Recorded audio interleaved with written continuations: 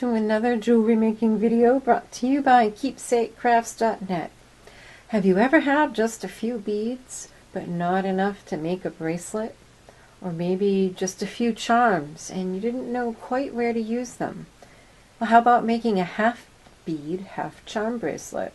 This is a fun kind of project to use up supplies that you may already have on hand. To make this half bead, half charm bracelet, you will need some beads and some charms. I have here these 10mm pink stone beads, and then I have 5 charms. I thought these were cute, the cats and the birds together. You will also need some chain to put your charms on, and you'll need some bead stringing wire to put your beads on. You'll also need some spacers to go between your beads, a clasp, this is a toggle clasp. To fasten the wire you'll need crimp covers, and a nice thing to have are these wire protectors.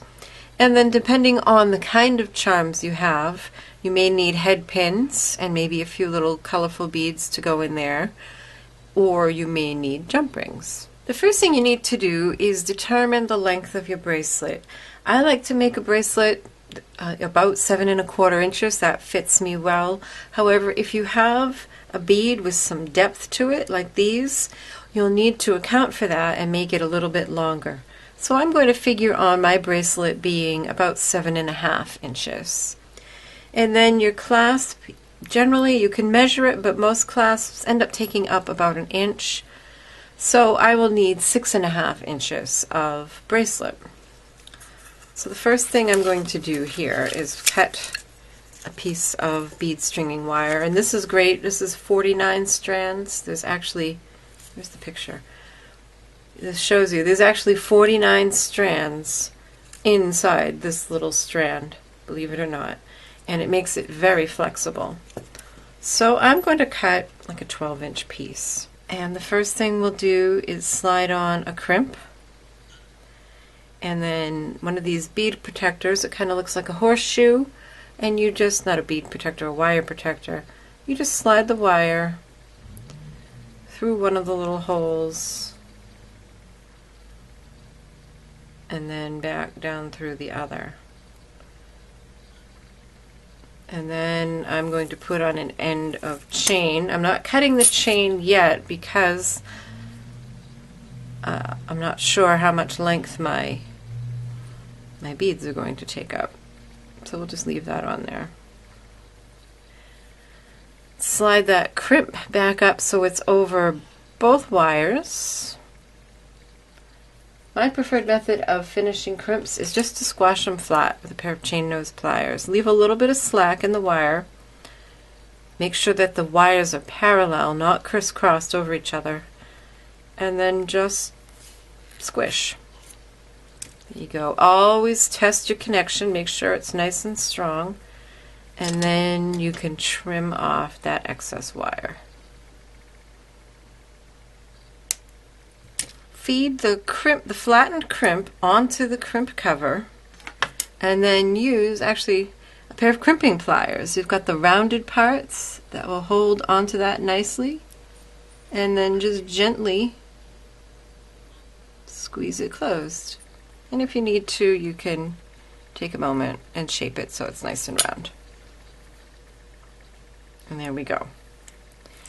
And now it's time to string on your beads. These are some little brass spacers that I had, and I thought they would do nicely to tie in the pink beads with all the gold colored metals on the other side. And then you want to just go ahead and string the length, half of the length you need for your bracelet. I decided I needed about 6 1/2, maybe a little bit more, so I'm going to string just over 3 1/4 inches of beads. So that actually worked out to just about exactly 3 1/4 inches. And then you just go ahead and finish the other end in the same way, sliding on a crimp and then a wire protector, and then the round part of your clasp. So work has ground to a halt because I seem to have a helper. There's my project. And there's my helper.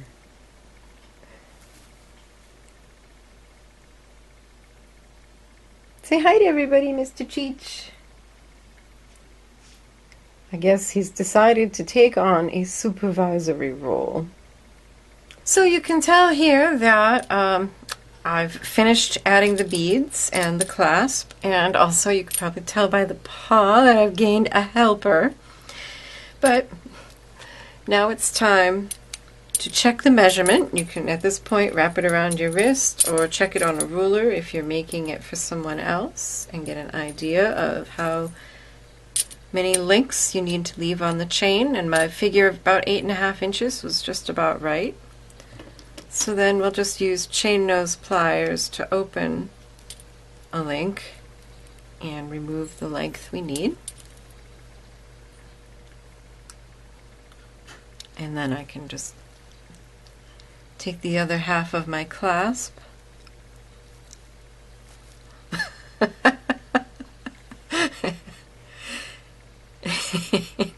and these jump rings seem a little small to me, so I'm actually going to double up on them. I thought they were pretty, the twisted wire, but they just seem a little wimpy. So I'm using my fingers because it's a pretty fine gauge, but you have a little bit more control if you use 2 pairs of pliers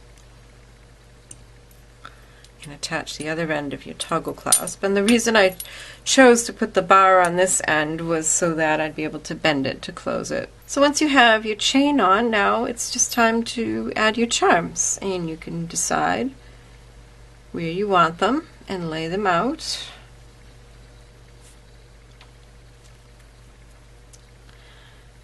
And I'm going to put on these little pink beads because I can, and it kind of ties in this side with the other side.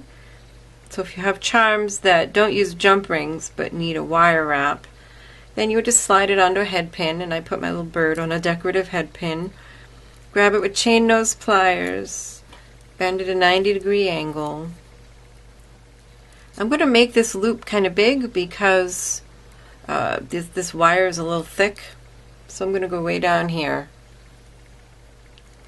start the loop, reposition the pliers so I can finish the loop, twist the loop open a little, put it over the link that I want it on, and then use chain nose pliers to close that loop and hold it, and use another pair of chain nose pliers to wrap that wire around. It's a little tricky because of the shape of this bead, but you can do it.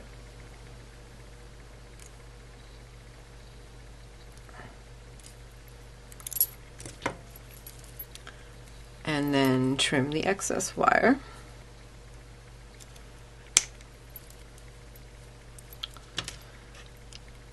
And if you need to tuck in that sharp end, use pliers to do that. And then the other beads are simply added with jump rings. Hold with a pair of chain nose pliers, position the split at 12 o'clock, push one side away from you, pull the other towards you, and then go ahead and close.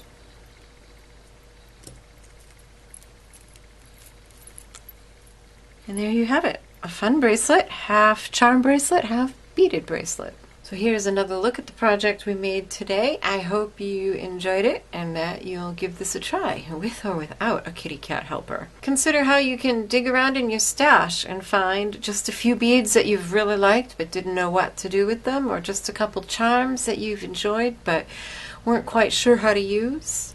And here you go, a piece of jewelry that you'll really enjoy. Up on the screen are a couple more videos you may enjoy watching. Thanks so much for watching Keepsake Crafts videos.